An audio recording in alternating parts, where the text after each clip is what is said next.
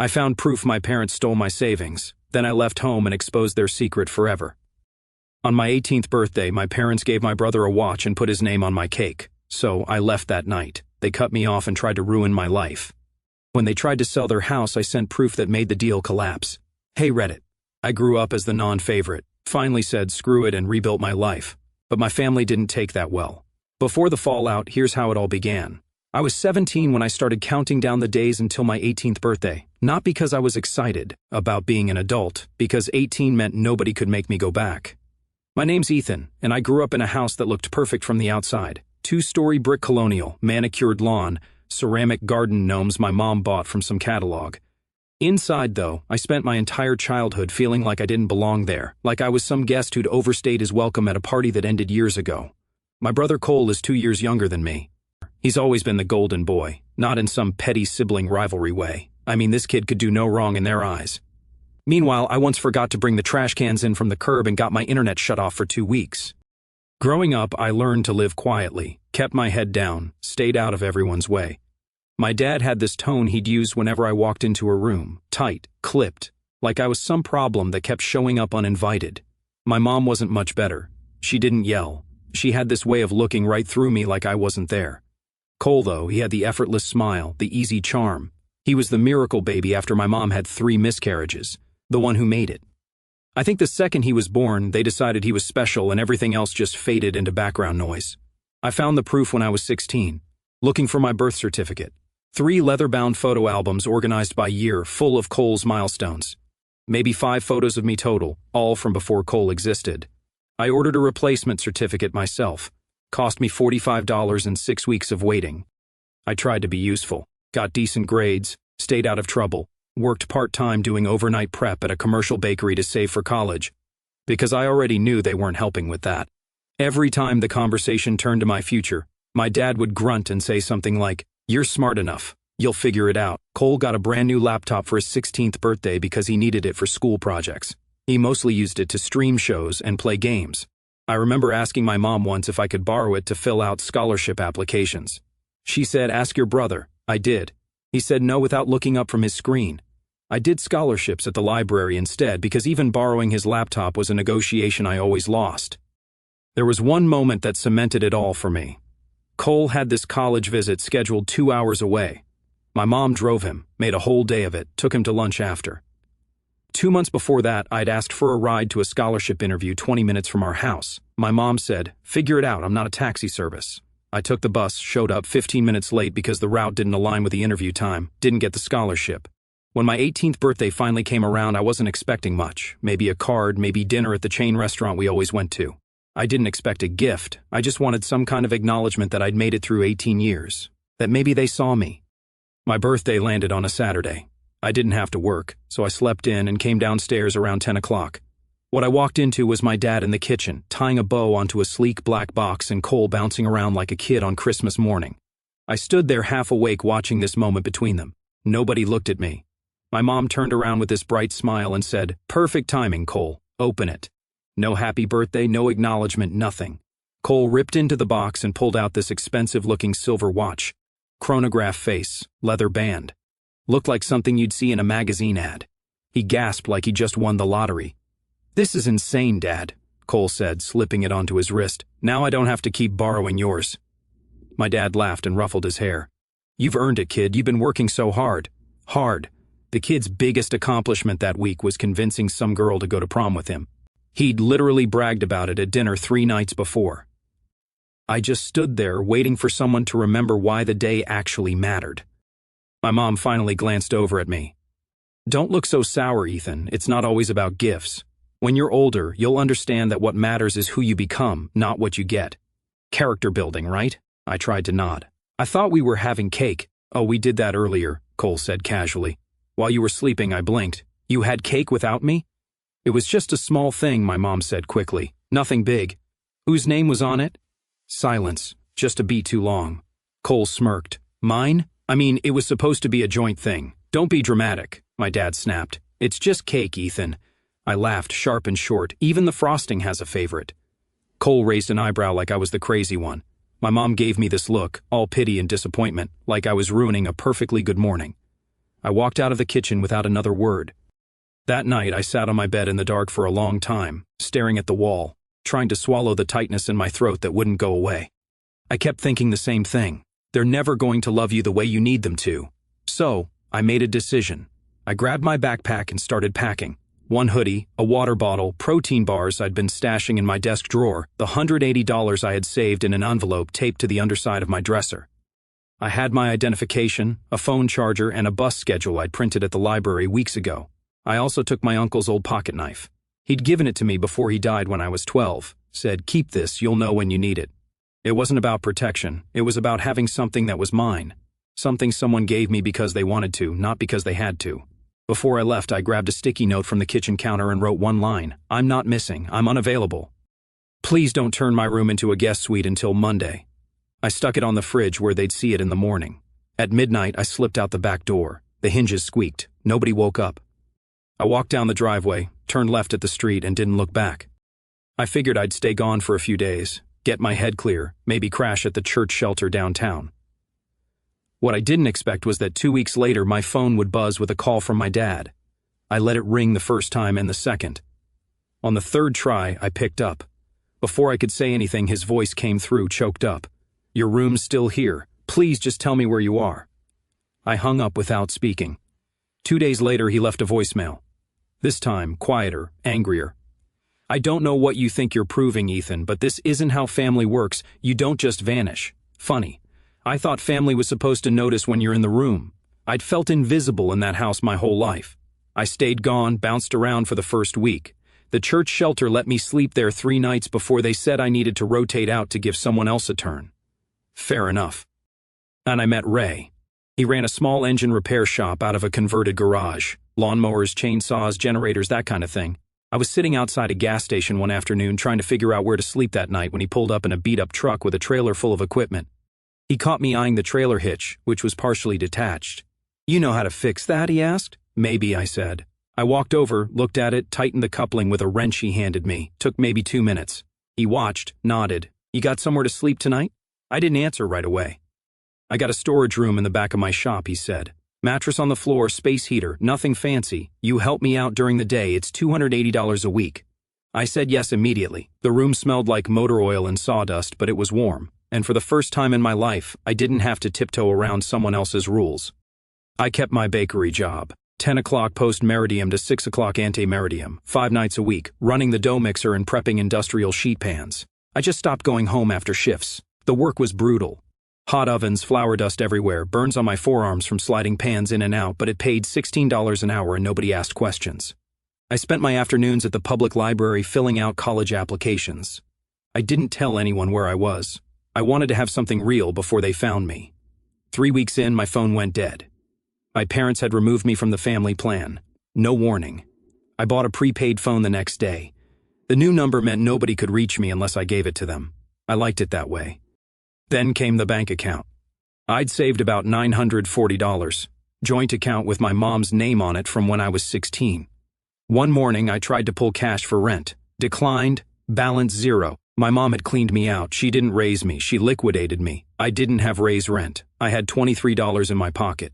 Ray found me sitting in the shop that afternoon, head in my hands. "Rent problem?" he asked. "Yeah." He didn't ask for details, just pulled up a crate and sat down. "People like that," he said. "They want you reactive. Want you to blow up so they can point and say, 'See, we were right about him.' Don't give them the entertainment." I looked up. What do I do? You keep building quietly. They can't touch what they can't see. He stood up. "You can work it off. I got a backlog of mowers. You fix 10. We're even. I fix 12. The next morning, I did what you do when someone tries to delete you from the system. I made myself a checklist. Not goals, not dreams, just survival. New bank account in my name only. No joint anything, no primary account holder, no strings attached. I walked into the branch with my identification and the kind of calm you get when nothing surprises you anymore. The banker asked if I wanted to add a parent. "No," I said. "I'm trying something new where I stay paid." She laughed like I was joking. I wasn't. I set up direct deposit at the bakery, changed every password, opened a post office box, pulled my credit report, and froze my credit. Maybe it was paranoia, maybe it was experience. Either way, I walked out of the library feeling something I hadn't felt in a while. Control. It wasn't dramatic. It was boring paperwork, which is exactly why it worked. Around that same time, I met Jace at the bakery. I was pulling a rack of sheet pans when one of the wheels caught on the floor drain. The whole thing tipped. 50 pounds of dough-covered pans crashed into the floor. Our shift lead, a guy named Vincent who hated everyone, stormed over. "Are you kidding me?" Vincent yelled. "That's a whole batch, you're paying for that." I opened my mouth to argue, but someone else stepped in. "If you want to yell, yell at me," Jace said.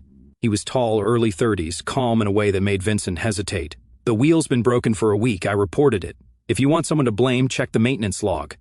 Vincent glared at him, then at me, then walked off muttering. Jace looked at me. "Floor drains are a trap. Keep the racks on the left side." That was it, no speech, just a practical tip.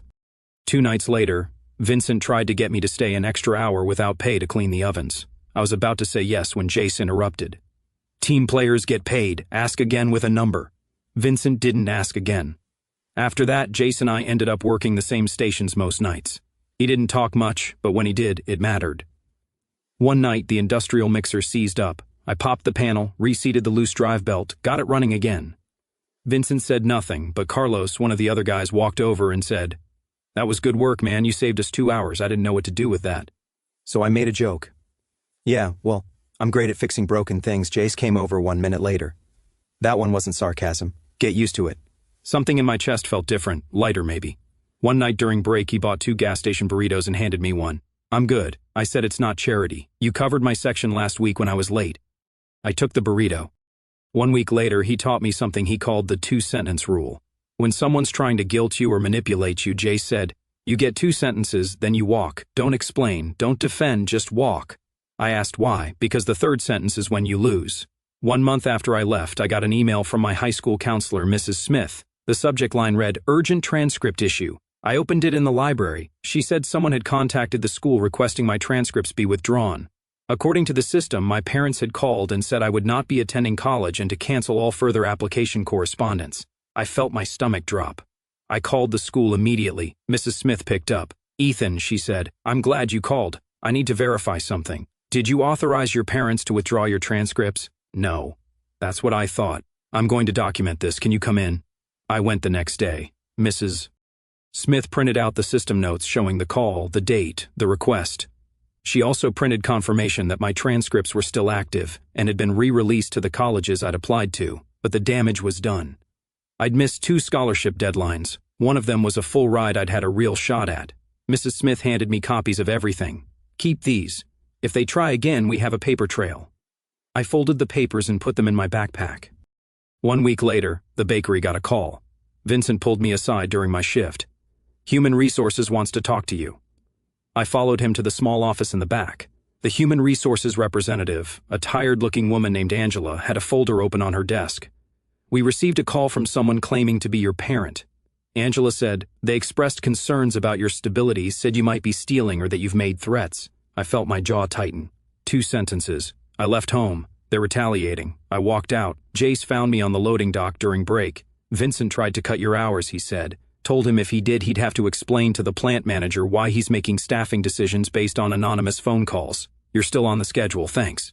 After that, Vincent didn't talk to me unless he had to. That night, I logged into my email and found a message from Cole.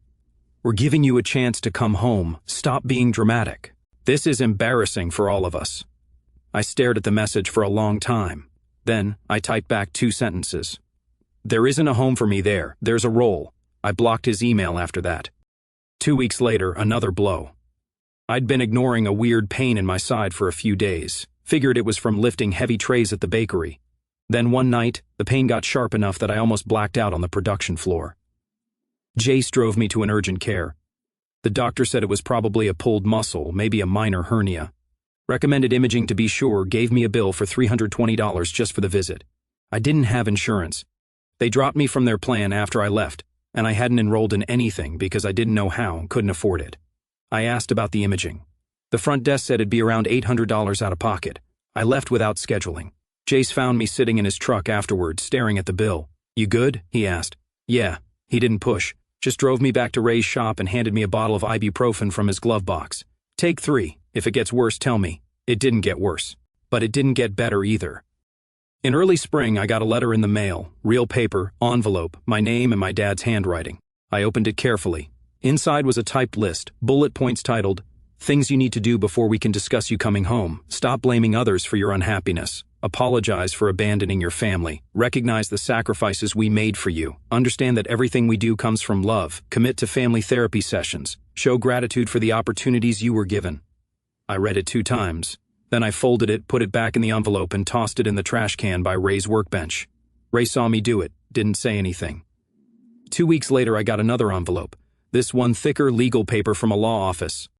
It said I was being removed as a dependent from my parents' tax records retroactively, that I was no longer considered part of their household, that I had until the end of the month to collect any remaining personal belongings from their property or it would be disposed of. There was a sticky note attached. This is what consequences look like. Mom, that's when something in me changed. They weren't trying to bring me back, they were trying to erase me. I showed the letter to Mrs. Smith the next day. She made copies, noted the date, and put them in my file. This might affect your financial aid status. She said, you'll need to file as independent. It's more paperwork, but it's doable. I filed the forms that afternoon. The end of the month deadline wasn't random. It never is with people like my mom. It landed on the same week as my financial aid verification appointment and the placement testing I needed to register for classes. 2 things that only happen on specific days during specific windows and offices that close at 4 o'clock and don't care if your life is on fire. I sat in the library with my planner open and mapped it out. If I went to the house first, I'd miss the appointment and risk losing the scholarship. If I handled school first, I'd be cutting the deadline close and walking into that house on a timer. 1 year ago, I would have panicked, would have sprinted back the second they snapped their fingers. I turned the page and wrote it out in pen. School first, always.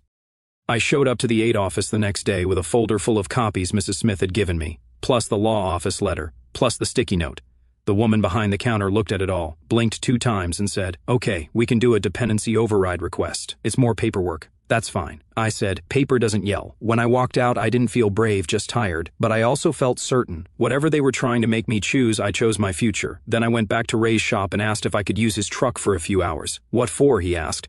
Need to get something from my parents' house before they throw it out. He handed me the keys. Don't do anything dumb. I drove to my parents' house in the middle of the day when I knew they'd both be at work. Cole would be at school. The back door was still unlocked. They never changed that. I walked through the house like a stranger. Everything looked the same, but smaller, quieter.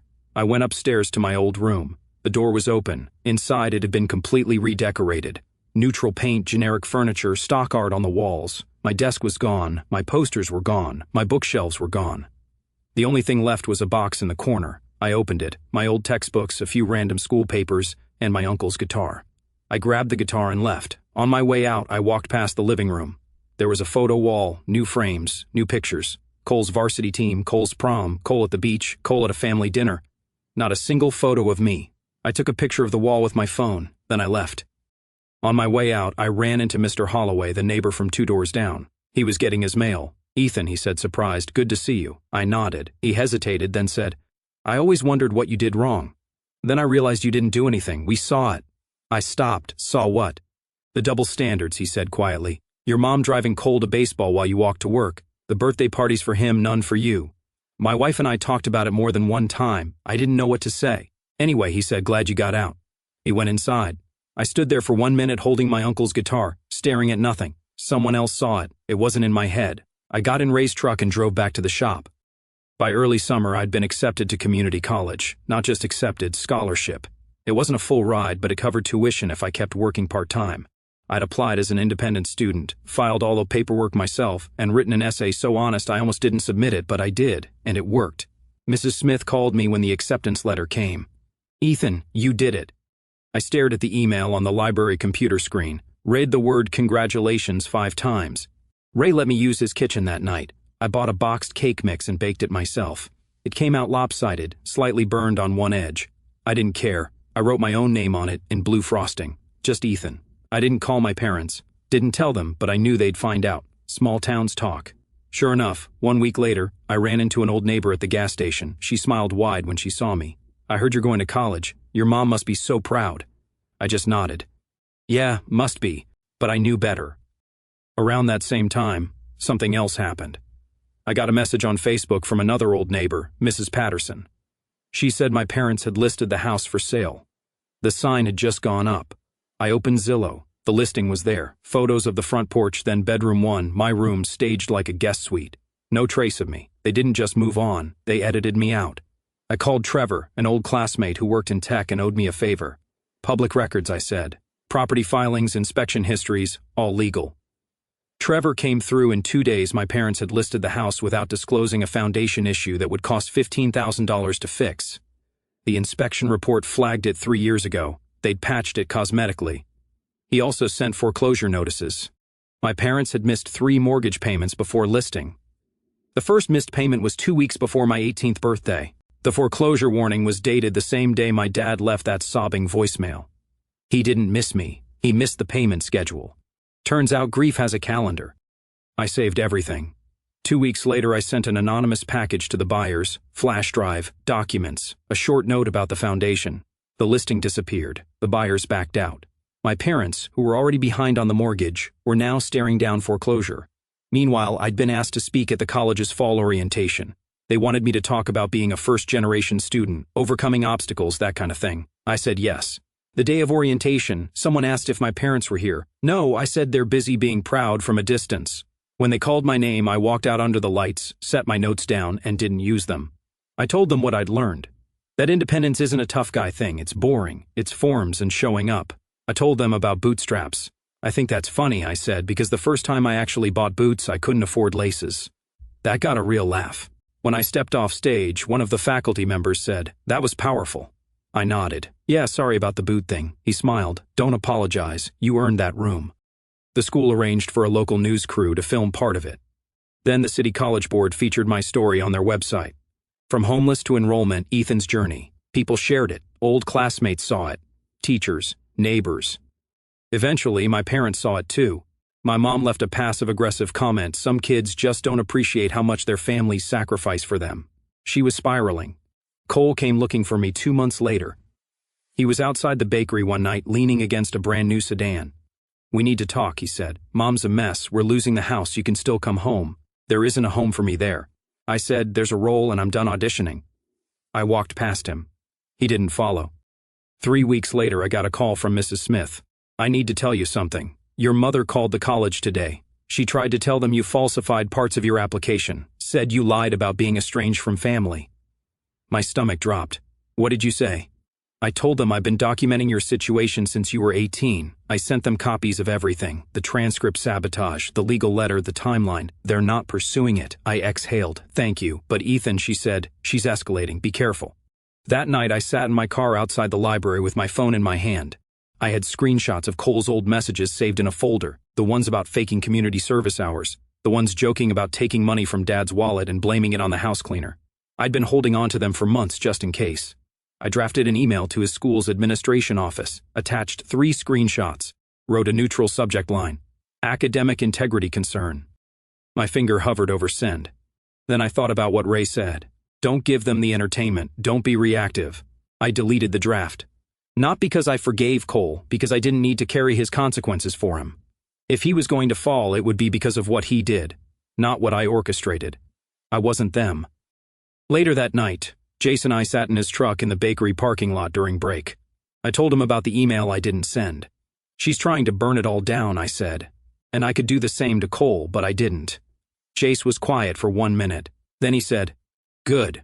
People like that don't stop until they hit a wall. You're the wall, not a wrecking ball. What if she doesn't stop? Then you make sure everyone else sees what she's doing. You keep building, you keep your proof, and you don't blink." I nodded. 2 months passed. I kept going to class, kept working, kept my head down. Then the week before Thanksgiving, my dad showed up. I was at the community college library studying for finals when I saw him walk in. He looked older, thinner, tie loose, face haggard. He spotted me and walked over. "Ethan," he said quietly, "can we talk?" I closed my laptop. "You've got 2 minutes." He sat down across from me. "We didn't know it had gotten this bad. Your mother, she's struggling. The house, the money, everything. We want to make this right. You want me to fix it?" I said, "No, we just want you to come home. Let's talk this through. We're still a family." I looked at him for a long moment. Then I pulled out my phone and opened the photo I'd taken of the living room wall, the one with all of Cole's pictures and none of mine. I slid the phone across the table. "That's your family," I said. He looked at the photo. His face went pale. "I never asked for much," I said. "I asked to be seen. You couldn't even do that." "Ethan, you're smart," I said, standing up. "You'll figure it out." I walked away. He didn't follow. After my dad left the library, I sat in my car for a long time with the engine off. I didn't cry. I didn't rage. I just stared at the steering wheel like it might explain why a man could raise a kid for 18 years and still talk to him like an appliance that stopped working. Jace knocked on my window. "You coming in?" he asked. "No." He nodded like that made sense. Then he said, "My sister's doing Thanksgiving. You can come if you want." "I'm not great at family holidays," I said. "Neither is my sister," he replied. "That's why she cooks enough food to intimidate people into behaving." I should have said no. The old part of me wanted to keep everything separate and controlled, safer that way. But something about the empty passenger seat made me tired of being tough and private. "Fine," I said, "but if anyone asks me to say what I'm thankful for, I'm leaving." "Deal," Jace said. 2-sentence rule. His sister's place was small and loud and smelled like garlic and butter. Nobody interrogated me. Nobody made me perform gratitude like it was rent. At one point, his sister handed me a plate piled high and said, "Eat." "Yes, ma'am," I said automatically. She squinted. "Don't ma'am me. I'm not your principal." Someone's cousin came over with pie and said, "Happy Thanksgiving." For half a second, something in my chest tightened. Nobody had said happy anything to me in months without a condition attached. I covered it with a joke. "Thanks. Don't eat all the pie." I took a drink and thought I didn't miss them. I missed the idea of being worth celebrating. Later, I realized something that almost annoyed me. This was what normal sounded like. Not silence, not lectures, just people being people and still saving you a seat. The final confrontation came in January. I just finished my first semester, 3.88 GPA, Dean's List. I was walking out of the campus bookstore when I saw all three of them, Mom, Dad, and Cole, standing by the entrance like they'd been waiting. My mom stepped forward. "Ethan, please, we need to talk." I stopped, looked at each of them. "About what?" "About fixing this," Dad said. "About moving forward." "We made mistakes," Mom added. Her voice was tight.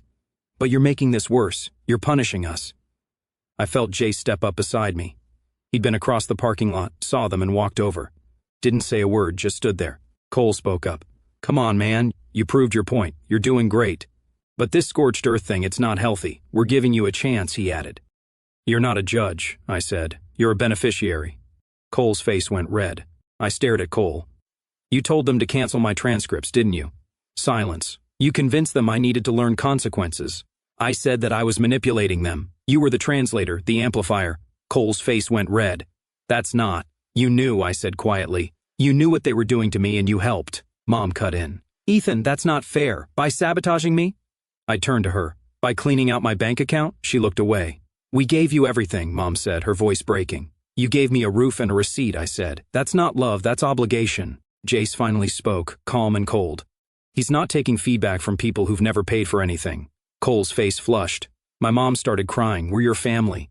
"No, you're people I used to live with. Family shows up, family sees you, you never did either." I turned and walked toward the parking lot. Jace followed. Behind me, my dad called out, "Your room's still here." I stopped, turned around one last time. "It's not my room," I said. "It never was." Then I left. I didn't see them again after that. 1 year later, I transferred to a 4-year university on a full scholarship. Started mentoring first-generation students through a campus nonprofit, got a paid internship doing environmental field research, which paid more than the bakery and didn't destroy my back. Jace and I stayed close.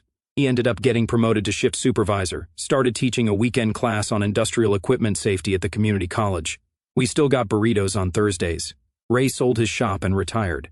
Before he left, he handed me the title to the truck I'd been borrowing. Said, "You fixed it more than I did. It's yours."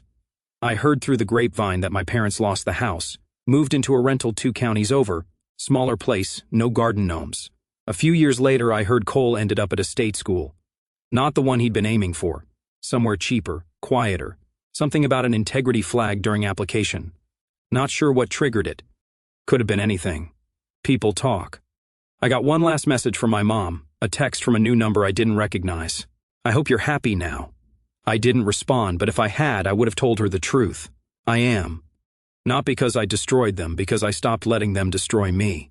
I built a life where people see me, where showing up matters, where love isn't a transaction with a bill attached. And every morning I wake up in my own place, on my own schedule, and I don't have to answer to anyone. I don't need their approval anymore. I never did. I just needed to leave long enough to realize I was never the problem. They were. As the curtain falls on this personal story, let us look at the bigger picture. The story may have ended for Ethan, but its echoes reflect a pattern that quietly exists in many families. the painful hierarchy where love becomes conditional and attention becomes a currency distributed unevenly.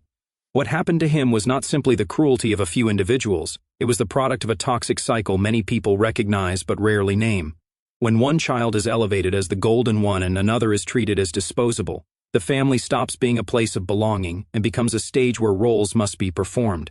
In that environment, loyalty is demanded but empathy is withheld, and the child who refuses to keep playing the assigned role is labeled the problem rather than the symptom. Ethan's experience, being overlooked, erased from memories, even sabotaged when he tried to build his own future, illustrates how the language of family sacrifice can sometimes hide manipulation and control. The tragedy is that society often reinforces this silence, encouraging children to endure everything for the sake of keeping the peace, even when that peace only exists because one person is absorbing all the damage. But when we step closer to the heart of the story, the most important shift happens not in the family, but within Ethan himself. At some point he realized that survival wasn't about winning an argument or proving someone wrong, it was about refusing to carry a burden that was never his. And that realization matters. Because when I look at stories like this, I don't see someone abandoning family. I see someone stepping out of a script that was written for them long before they understood what it meant. The courage to draw a boundary is rarely dramatic. It looks more like quiet persistence, filling out forms, working late shifts, building a life piece by piece, while the people who once defined you insist that you owe them something. If you have ever felt invisible in your own home, you understand how radical that act is. Walking away from a harmful dynamic does not destroy a family. It simply reveals whether that family was built on love or on obedience. And sometimes the most honest thing a person can do is say, calmly and clearly, that respect is the minimum requirement for staying. So when the dust settles and the arguments fade, what remains is a difficult truth. People who refuse to see you cannot define your worth unless you keep asking them to. Ethan stopped asking. He chose to build a life where recognition wasn't begged for but freely given. And that choice, quiet, stubborn, and deeply human, raises a question that many of us may face sooner or later. If the people who raised you continually deny your worth, sabotage your future, and demand gratitude for the harm they caused, would protecting your own life mean walking away, or staying and hoping they might someday become the family you needed?